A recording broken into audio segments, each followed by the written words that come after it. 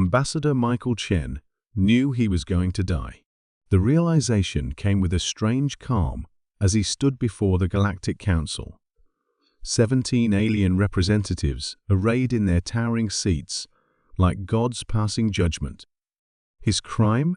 Presenting evidence of the Council's secret weapons program, planet killers, designed to keep aggressive species in check.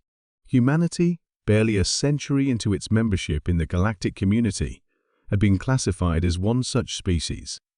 The evidence you have presented constitutes a grave breach of Council security protocols, intoned High Counselor Exelnek, the ancient Vorax's voice echoing through the chamber.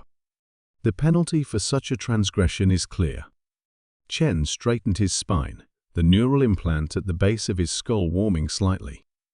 Every word, every image was being recorded and transmitted back to Earth through the quantum entanglement network, a technology the Council believed humans had not yet mastered. Before you pass judgment, Chen said evenly, I would remind the Council that Earth signed the Galactic Charter in good faith. We dismantled our nuclear arsenals. We restricted our military to defensive operations within our own system. We shared our medical advancements freely. He looked at each Council member in turn. And in return, you plotted our extinction. Murmurs rippled through the observation gallery, where representatives from hundreds of worlds watched. The Council session was being broadcast throughout galactic space, a tradition meant to demonstrate the transparency of cosmic governance. Your species emerged from a Class 9 death world, responded Councillor Tralvik of the Earthen Imperium, mandibles clicking in agitation. Your evolutionary path has been shaped by constant violence. Your history is drenched in the blood of your own kind. The simulations are clear: within 3 centuries, humanity would dominate Council space unless preventative measures were taken. Chen smiled thinly. So you planned to destroy Earth before we became too powerful. A preemptive genocide in the name of peace. This discussion is closed, Exelnek declared. By unanimous vote of the Galactic Council, Ambassador Michael Chen of Earth is found guilty of espionage and violation of security protocols. The sentence is immediate execution. Chen closed his eyes as the guards approached. His final message transmitted through the neural link, judgment rendered. Contingency Prometheus is authorized. May God forgive us all. The energy beam struck him directly in the chest. His last thought was of his daughter back on Earth, who would now grow up in a very different galaxy than the one he had hoped to build. Admiral Helena Sato stood on the bridge of the TDF Reckoning, watching the quantum transmission of Chen's execution with the rest of her command staff. When the beam struck him down, the bridge fell silent. 12 ships of the Terran Deep Space Fleet vessels, whose existence had been hidden from the Council, held position in the dark expanse beyond Pluto. Transmission complete, reported her communications officer, voice tight with controlled rage. Ambassador Chen's final authorization confirmed.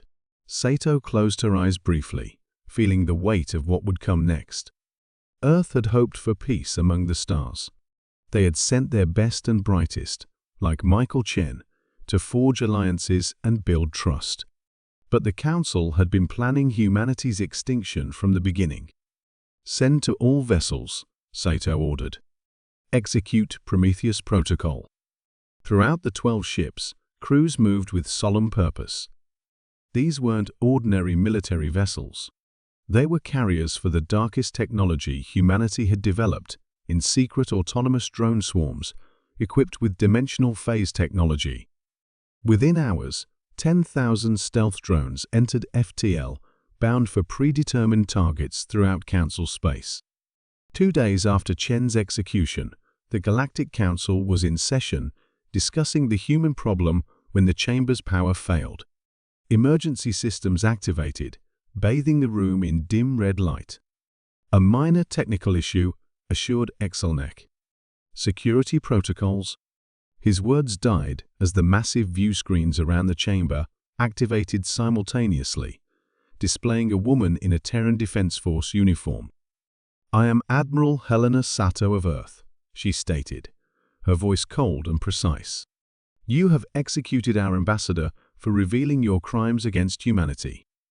You believed us primitive, our technology inferior, our reach limited to our solar system." A grim smile touched her lips.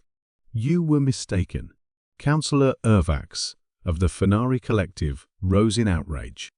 "This is an outrageous breach of—" "As of 1 hour ago," Sato continued, ignoring the interruption, Terran phase shift drones have been deployed to 327 critical targets across Council space.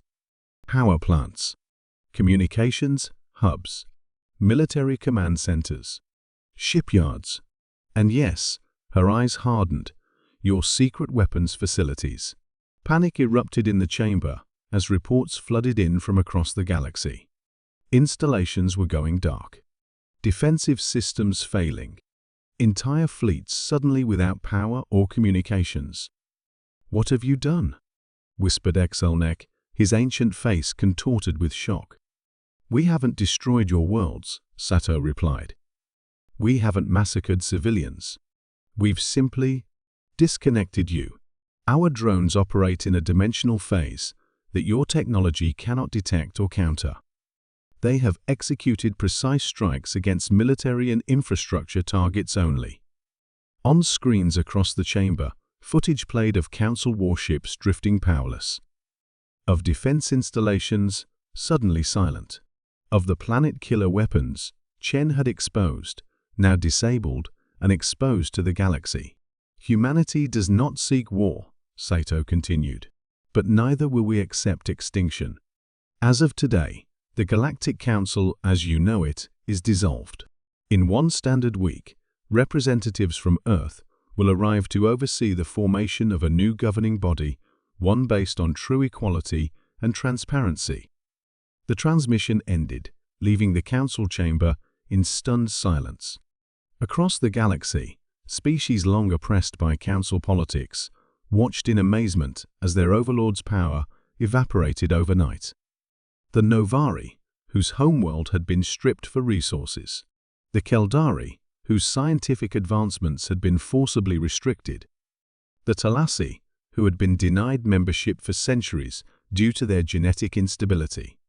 For these worlds, the human intervention was not darkness, it was liberation.